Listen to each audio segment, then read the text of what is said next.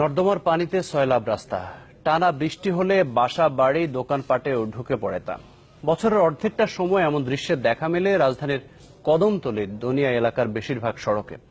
এলাকাবাসী জানান, যানবাহন উল্টে প্রায়ই দুর্ঘটনার শিকার হন তারা। স্থানীয় জনপ্রতিনিধি বলছেন, শিগগিরই সমস্যার সমাধান হবে। আনিসুর রহমানের রিপোর্ট, ক্যামেরায় ছিলেন জসিমউদ্দিন। সড়ক ডুবে আছে পানিতে, তাই বাসা থেকে বেরিয়ে রিকশার জন্য দাদা নাতির দীর্ঘ অপেক্ষা। 1 ঘন্টা রিক্সার জন্য দাঁড়ায় আছি, প্রায় 1 ঘন্টা। আর রিক্সাওয়ালারাও আসতে যায় না, যাইতে যায় না।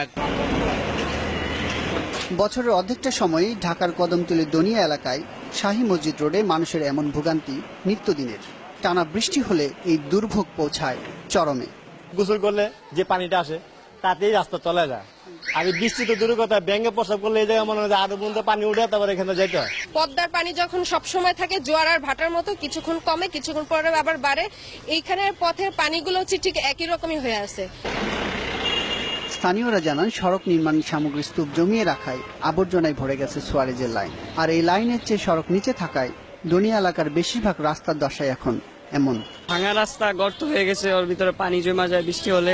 তাছাড়া ড্রেনের পানি উপরে উঠে যায়, ফলে আমাদের আসতে কষ্ট হয়। মাটিটা ভরে লেয়ার উঁচা হয়ে গেছে, পানিগুলো অত্যন্ত অল্প জায়গা নিয়ে 4 থেকে 6 আঙ্গুল জায়গা নিয়ে যায়। অনেক ভাড়াটেই বদল করেছেন তাদের ঠিকানা। সড়কের নোংরা পানি জমে থাকায় দোকানপাটেও কমে গেছে বেচা বিক্রি। আমার যেখানে বেচা কিনা হয়তো 15 থেকে 20 হাজার টাকা, এনে দৈনিক আমার বেচা কিনা হয় 2 থেকে 2.5 হাজার টাকা। আজ 3 মাস থেকে আমরা দোকানে খুলতে পারতেছি না, ব্যবসা করতে পারতেছি না এই পানির লেগে। স্থানীয় জনপ্রতিনিধির দাবি, এলাকার প্রভাবশালীদের কারণেই ড্রেনেজ সংস্কার কাজ বাধাগ্রস্ত হচ্ছে।